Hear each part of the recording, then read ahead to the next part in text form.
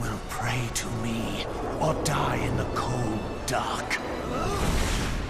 Superman 1 million, origin explored. So what happens when Superman absorbs radiation from the sun's core for 15,000 years? Well, he becomes more powerful than probably any other superhero across all DC characters. His origin was brought to life in the DC movie All-Star Superman and further elaborated in the 1998 limited comic titled DC 1 million. In these two sources, we come across Superman 1 million, who had powers similar to that of gods, if not more. This guy could achieve feats unimaginable to man and had so many abilities up his sleeves that even the creators failed to note them all down. Superman 1 million's story started when he grew tired of outliving his loved ones and went on an indefinite journey into the depths of the universe to learn its secrets and gain enhanced abilities. In this video, we will explore the origin of Superman 1 million and dive deep into his journey of becoming what he became, a living embodiment of pure energy.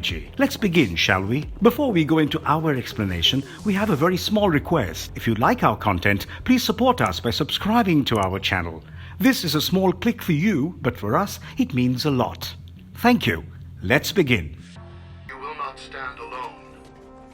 One of us will remain behind to maintain your fortress for posterity. Superman 1 million, origin. Dr. Leo Quintum was trying to explore the sun for one of his revolutionary projects, but everything went south when the crew finds amongst them a genetically enhanced booby trap. The monster would have exploded on board, killing everyone. But Superman came to the rescue and took the creature out of the spacecraft and into the very sun that powered Superman. The close vicinity to the sun led to an overdose in his cells, which increased his powers and intellect manifold. But this was an overdose nonetheless, and led to his cells bursting up from the inside, which was the beginning of Superman's end. It turned out that Lex Luthor was behind this elaborate conspiracy to kill Superman, and he was subsequently sentenced to death for crimes against humanity. Knowing that his end was near, Superman wished to spend the rest of his days with Lois Lane, and revealed his identity to her. However, she had failed to believe that Clark Kent and Superman were the same person,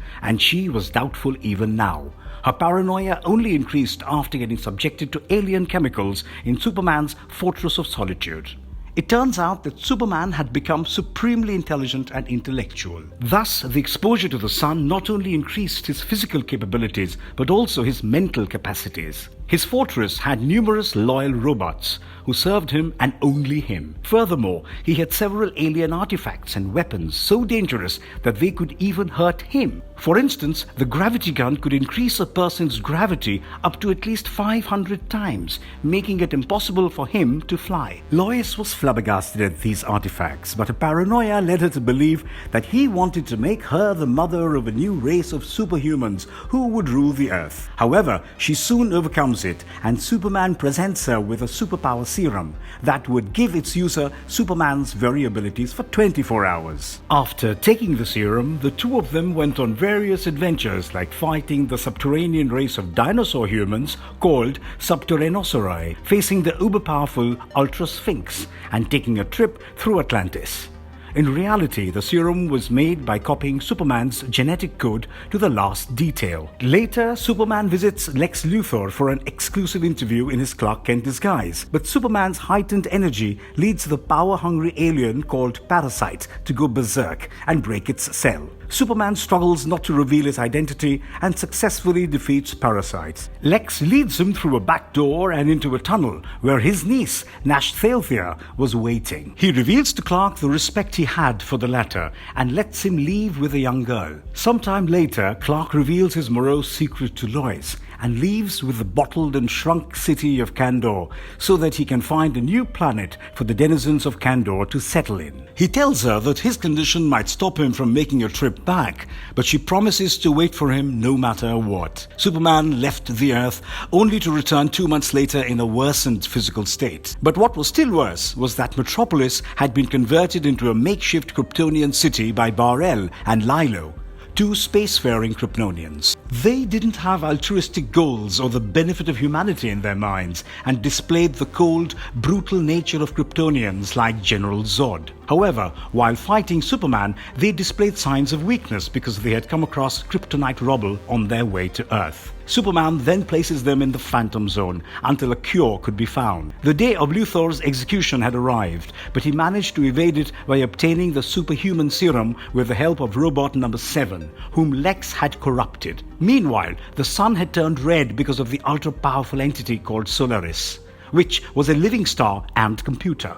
To ensure that his powers were not affected by the red sunlight, Superman wore a protective suit and left with his legion of robots to fight Solaris. Although other robots vaporized because of Solaris's heat, robot number 7 sacrificed itself to injure the living star. He did so in order to redeem himself for betraying his master, Superman. It turns out that Lex had partnered with Solaris to defeat Superman. When all seemed to be lost, Superman defeated Solaris after Superman's pet, Sun Eater, weakened the monstrous living star. Superman had defeated one of his enemies and returned to the Daily Planet headquarters only to collapse and fall, but not before delivering his final article, titled Superman Dead. His heart had stopped and he had stopped breathing. But just about then, Lex Luthor arrived at the Daily Planet and attacked Lois Lane. It was probably the power of love that revived Superman, who then shot Lex with a gravity gun, raising his personal gravity 500 times. The effect of the gravity gun had warped time around Lex Luthor, and his time had accelerated. However, in his final moments as superhero, he realized the intricate interconnection between subatomic particles and believed that he could change the world for the better, but he conceded to admit that Superman was right all along. In the end, Superman's body was turning into pure energy, and the sun had started to turn blue because of the effect Solaris left on it. Superman bids his final goodbye to Lois and flies towards the sun, presumably sacrificing itself to turn it back to yellow. Lois remains on Earth, still waiting for Superman and believing with her heart and soul that Superman is still up there fixing the sun and would finally return one day. So that's how Superman reached the center of the sun, according to the DC film. However, Superman 1 Million's comic origins are a tad different from that. According to the comics, Clark Kent's superpowers and immortality led him to outlive everyone he ever loved, including his parents and Lois Lane. These losses began to take over him, which then led Superman to becoming slower, if not weaker. By the end of the 21st century, Superman created a dynasty after his name and left his responsibilities at the hand of Superman Secundus, before leaving Earth for an indefinite journey into the depths of the universe. Superman returned to Earth at the turn of the 700th century, and by now he had become an almost omnipotent being, having acquired several powers and learned several secrets about the universe. After his return, he formed a covenant with the members of Superman dynasty and gave each of them a fraction of his newfound powers so that they could serve humanity better. Following this, he left the Earth to reside in his fortress of solitude, which was now the center of the supersun of the 700th century. Interestingly enough, the fourth issue of the comics, titled DC 1 Million, takes place in the 853rd century, or 15,000 years after Superman started living inside the nuclear hot fortress. In the comics,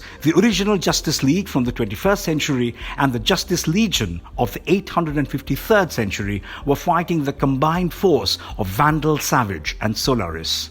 Vandal Savage had discovered a chunk of kryptonite on Mars, which he gave to Solaris to fight Superman. Solaris destroys several thousand of Justice Leaguers from various timelines and shot the kryptonite chunk into the supersun to kill Superman Prime. However, the Huntress in the 20th century had replaced the kryptonite with a Green Lantern ring.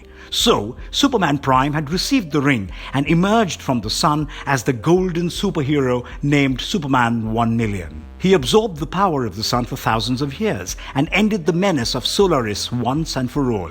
A piece of cake for him. Later, Superman 1 Million and the future Our Man recreate Lois Lane with the help of a DNA sample. She emerges as a silver superhero. Furthermore, he also recreates the lost planet of Krypton in our solar system and lives with his people forever. It's disgusting.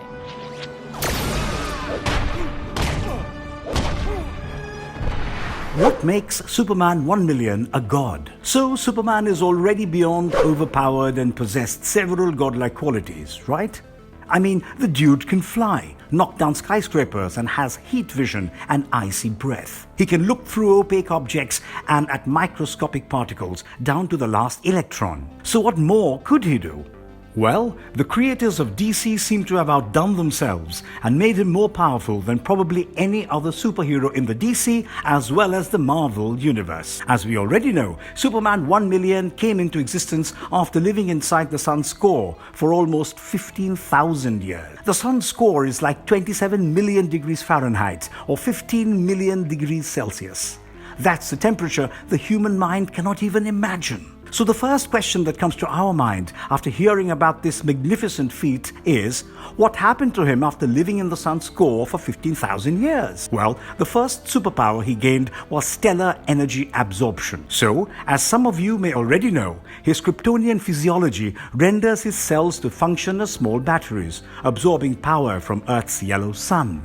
This energy fuels and enables him to perform unimaginable feats. So, 15,000 years of absorption of the sun's radiations turned him into a supercharged battery, having billions of supercharged cells. This further allowed him to gain other abilities such as radiation manipulation and unleashing bursts of pure solar and other forms of energy. His residence in the sun pushed his limits to unknown levels and gave him a golden appearance, which reflects the amount of power he holds within himself.